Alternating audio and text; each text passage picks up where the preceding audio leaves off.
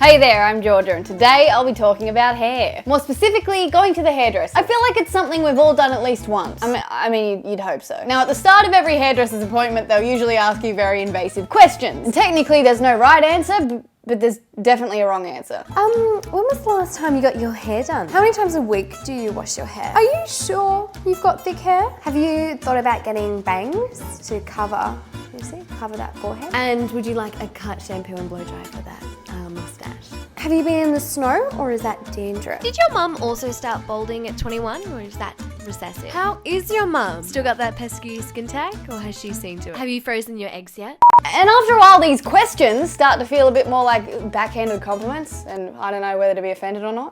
Your hair is so thick. Thank you. Like a wild mane. Thank you. Like a wild, tangled up mane. Thanks. Like if Mufasa did drag. That's you. Right. That's your hair. Your hair is so cool. Thank you. Yeah, like a bunch of little straws, glued to a scalp. Thank you.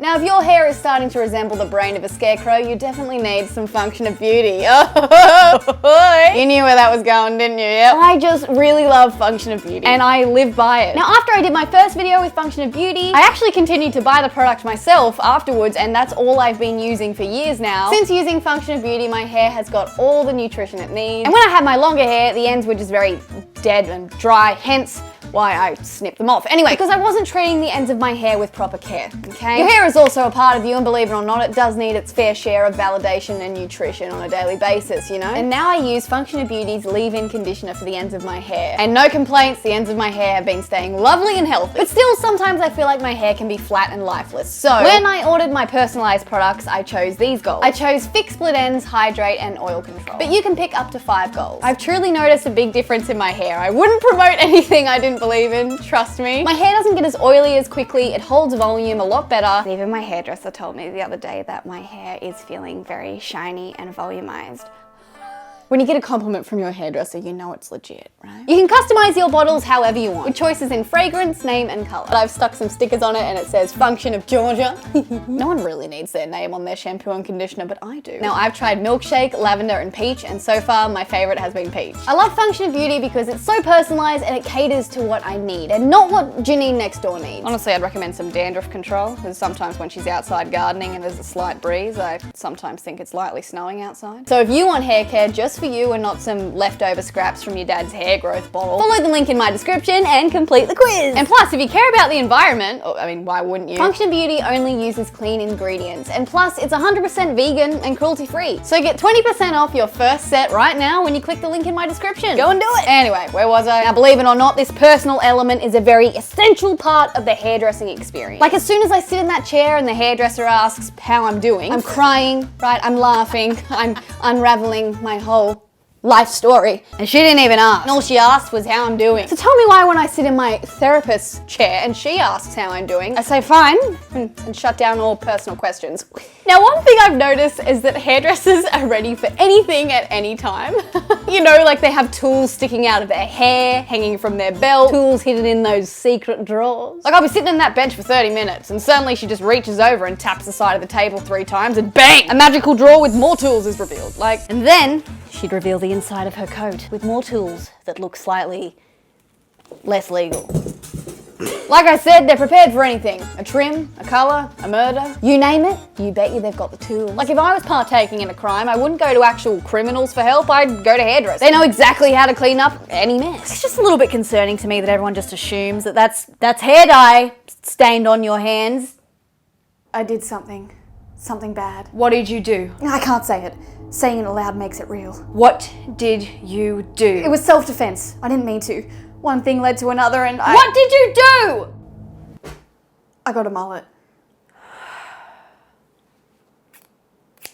And there's always that one person in the corner sweeping away the hairs. I swear to God, some sweepers are all over it. These are the ball boy sweepers. Like, they take it a little bit too seriously. Similar to tennis, this guy skates across the floor with their broom as soon as an inch of hair hits the floor.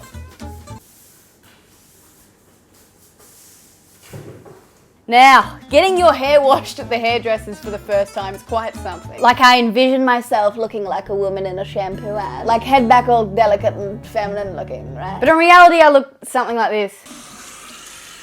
I don't exactly know how to word this, but I feel like there's some kind of nerve endings in our scalp that only hairdressers know about. Because I sometimes feel like I'm enjoying the experience a little too much. Or maybe it's just because I'm single and deprived of physical touch. When does your shift end? Which makes eye contact a little awkward. But the worst thing that can happen at a hairdresser is when they're doing it wrong and you can't say anything. Like you go in with a photo of like Kendall Jenner with shorter hair or something, and you know, you do the whole like, I have this photo. I don't know if it will suit me, like you're the hairdresser, but like just like a little something like that. Like do you think it will suit me? I don't know. And you walk out looking like freaking Edna Mode. And then you have to pay and thank them. But a man getting a haircut, that's different. And I'm not talking about the style or the length of hair being cut off, I'm talking about the price. Like a lady's cut, shampoo and blow dry, $75. When a man's cut, shampoo and blow dry, $45. Like I understand that women generally have more hair than men on our head. I think we need a new way of measuring the price of haircuts. I'm thinking each individual strand. I'm kidding, but you know what I mean? Like I feel like there should be a price difference between, I don't know, a middle-aged woman who's got her life together and just walks into the hairdresser asking for something a little different and walks out with the same Karen haircut as usual, to someone around the same age as me who's just been out of a fresh breakup and they just really need a haircut. Well, they're going through some shit, Tracy, give her a discount. Now after visiting the hairdressers, I always feel like such a new woman, like rebirthed in a way, just because I had some dead skin cells chopped off the ends of me. Like all of a sudden I care about myself and the upkeep of my hair. For the following day, I brush my hair every 20 minutes with such delicacy. I bring out the silk pillowcases with the special oils that come with a little dripper. Next day, I forget about brushing my hair. No nice pillowcases and you can forget about any oils. So anyway, thank you so much for watching and I'll see you next Saturday. See you later, potato.